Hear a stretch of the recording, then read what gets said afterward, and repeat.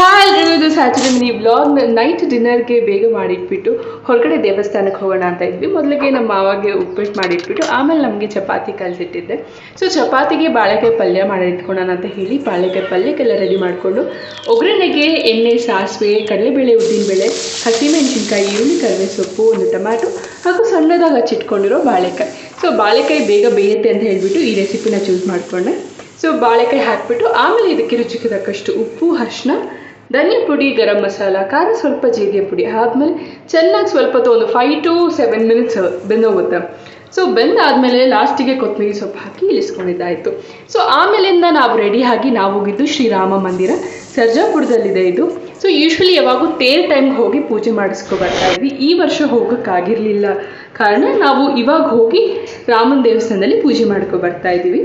So ದೇವಸ್ಥಾನದಲ್ಲಿ ರಾಮನ್ನ ಬೇಡ್ಕೊಂಡು ಮನೆಗೆ ಬಂದಿದ್ದಾಯಿತು.